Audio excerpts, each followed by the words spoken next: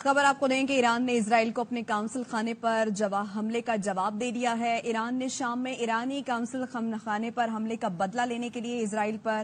درجنوں ڈرون اور cruise missile fire کر دیے ہیں۔ ایران کا فضائی حملہ شروع ہوتے ہی اسرائیل کے مختلف علاقوں میں سائرن بج اٹھے۔ اسرائیلی فوج نے رہائشیوں کو بم شیلٹر کے قریب رہنے کی ہدایت کی ہے۔ مشاہد حسین سریع صاحب ہمارے ساتھ موجود ہیں، ان سے بات کرتے ہیں۔ مشاہد صاحب، ایران نے اسرائیل کو اپنے کونسل خانے پر حملے کا جواب دیا ہے۔ اسرائیل پر ایرانی حملوں کے خطے پر کیا اثرات دیکھتے ہیں سر آپ؟ السلام علیکم جی، اور آپ کے ویورز کو بڑا السلام علیکم۔ اور میں سب سے پہلے سمجھتا ہوں کہ پوری مسلم امہ میں آج بڑی خوشی کی لہر پھیل گئی ہے، کیونکہ ایران پہلا ملک ہے 50 سالوں میں جس نے اسرائیلی جارحیت کا ایک منہ توڑ جواب دیا ہے۔ 50 سال پہلے اکتوبر 1973 میں مصر اور شام نے اسرائیل کے جارحیت کے خلاف اپنی علاقے کو آزاد کرنے کے لیے انہوں نے جنگ شروع کی تھی، رمضان کی جنگ۔ اس کے بعد ہم نے دیکھا کہ اسرائیل نے جارحیت بھی کی، قبضے بھی کیے، ظلم بھی کیے، نسل کشی بھی کر رہا ہے غزہ میں، لیکن جس کا جواب دیا کہ 350 میزائل اور ڈرون مارے ہیں اور اسرائیل کے اندر مارے ہیں، اسرائیل کی سرزمین کے اندر، ان کے شہروں میں، ان کے اڈوں پر۔ تو یہ ایک باعث تکلیف بھی ہے فلسطینی لوگوں کے لیے بھی، اور جو اسرائیل کا ایک بھرم تھا کہ اسرائیل کو کوئی مسلمان ملک نہیں کر سکتا ٹچ، خوف زدہ ہے مسلمان حکومتیں، تو خوف زدہ ہے، عوام تو نہیں ہے، لیکن یہ اسرائیل کے بھرم توڑ دیا ہے۔ تو یہ ایک جائز جواب تھا، یہ ضروری بھی تھا، اور اس سے مغربی دور معیار بھی بے نقاب ہو گئے، کیونکہ وہی اسرائیل نے 1 اپریل کو ایران کے سفارت خانہ جو ہے شام میں، اس کو حملہ کیا تھا، یعنی کہ 2 مسلمان ملکوں کے خلاف حملہ کیا، شام کی سرزمین پاک کی اور ایران کے سفارت خانے کے خلاف۔ تو اس کا جوابی کارروائی انہوں نے بڑی اچھے طریقے سے کی ہے، اور آپ نے دیکھا کہ فوری طور پر صدر بائیڈن نے نیتن یاہو کو فون کیا، اور ان کے جو وزیر دفاع ہیں جنرل آسٹن نے اپنے ہم منصب اسرائیل کے فون کیا کہ بس ادھر رک جائیں اور کچھ نہ کریں، کیونکہ وہ سب خوف زدہ ہیں کہ یہ جنگ بھڑ سکتی ہے، کہ کسی ایک ملک نے، ایران نے ہمت، حوصلہ اور قوت کا مظاہرہ کیا ہے کہ وہ اسرائیل کے خلاف مقابلہ کر سکتا ہے ڈٹ کے، فوجی سطح پر، صرف زبانی جمع خرچ نہیں۔ تو یہ ایک بڑی تاریخی بات ہوئی ہے، اور نفسیاتی طور پر اور سیاسی طور پر اور ہمت اور حوصلے کے حوالے سے مسلم امہ کے عوام جو ہیں ان میں ایک خوشی کی لہر ضرور پھیلی ہے۔ تو مشاہد صاحب، اسرائیل خطے کا امن خراب کرنے پر تلا ہے، یہ کہیے گا کہ پہلے اسرائیل نے ایران کے کونسل خانے پر حملہ کیا، پھر جواب دیا گیا ایران کی جانب سے۔ امریکہ نے بھی، اب صدر بائیڈن کی جانب سے یہ بیان آیا ہے کہ اب ہم ساتھ نہیں دیں گے، صاف انکار کر دیا انہوں نے ساتھ دینے کا۔ تو امریکہ اور دیگر اتحادیوں کا اس صورتحال میں کیا کردار دیکھ رہے ہیں آپ؟ لیکن یہ بڑی امپورٹنٹ بات ہے کہ امریکہ نے کیوں اب 6 مہینے کی نسل کشی کے بعد، جس میں انہوں نے اسرائیل کا پورا ساتھ دیا اور نہتے فلسطینیوں کے خلاف ایک جارحیت اور ایک نسل کشی اور جینوسائیڈ جاری ہے اسرائیل کی طرف سے، امریکہ کو معلوم ہو گیا ہے کہ اسرائیل جو ہے وہ فلسطین اور غزہ کی جنگ سیاسی طور پر، نفسیاتی طور پر، اخلاقی طور پر،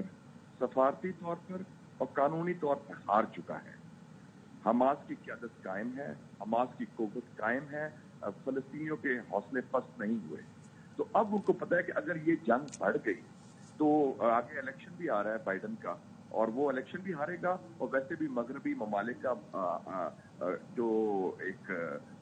ان کی کال آف فیل میں اتنا تضاد ہے کہ لوگ کہتے ہیں کہ دورے میں معیار ہیں، یہ منافقت کر رہے ہیں، مصلحت کر رہے ہیں، لوگوں کو کہتے ہیں انسانی حقوق کی بات، لوگوں کو کہتے ہیں جمہوریت کی بات، آزادی کی بات، اور ادھر ایک اسرائیل ایک جو جارح ہے، جو وار کرمنل ہے نیتن یاہو، اس کا ساتھ دے رہے ہیں۔ اور نیتن یاہو کا مسئلہ یہ ہے، جو وزیر اعظم ہے اسرائیل کے، کہ وہ خود بھی ان کو معلوم ہے کہ جس دن یہ جنگ ختم ہوئی تو ان کی حکومت بھی اس دن ختم ہو جائے گی، کیونکہ اسرائیلی عوام بھی اس کے خلاف ہو گئی ہے کہ 6 مہینے میں آپ نے کیا ہے۔ ہمارے بندے ابھی بھی پکڑے ہوئے ہیں انہوں نے، حماس کو آپ نے پتہ نہیں کیا، اور حماس ایک ریاست تو نہیں، ایک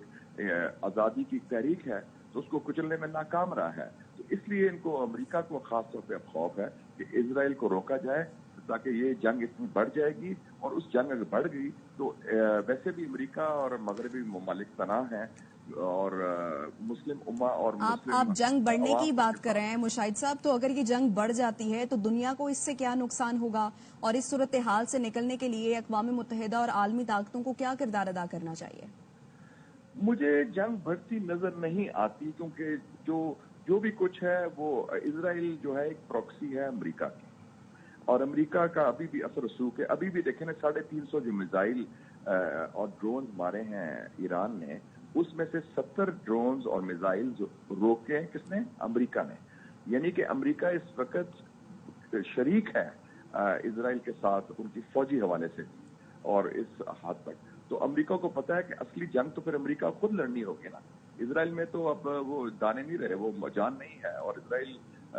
हमास को हरा नहीं सका तो ईरान को हराने की बहुत दूर की बात है। तो इसलिए वो मेरे ख्याल में मगरबी ममालिक और यूएन और अमेरिका खास तौर पर जंग बढ़ने से रोक देगा।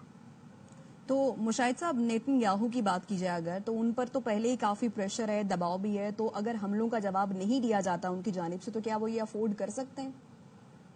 ये बड़ा अहम सवाल आपने पूछा, बिल्कुल सही, कि क्योंकि उनको अब मसला रह गया है, उनका जो भरम था इजराइल का,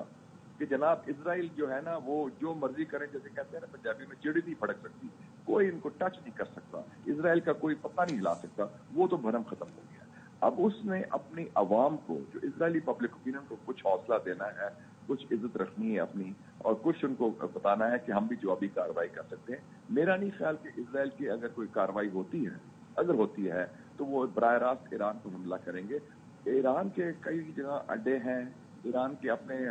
हलीफ भी हैं, हिजबुल्लाह है लेबनान में, हूथीज हैं यमन में, और सीरिया और इराक में भी उनके फौजी अड्डे हैं और उनके हलीफ भी हैं। हो सकता है कि वो बराह रास्त नहीं तो बिल वास्ता ईरानी तनसीबात पर हमला करे इन ममालिक में, अपना सिर्फ बराह नाम हिफ्ज़ मातकदम ताकि भरम कायम रहे। लेकिन जो बड़ा हमला अगर ईरान के खिलाफ बराह रास्त, वो मुझे नजर नहीं आ रहा। ठीक है, बहुत शुक्रिया मुशाहिद साहब, आप हमारे साथ मौजूद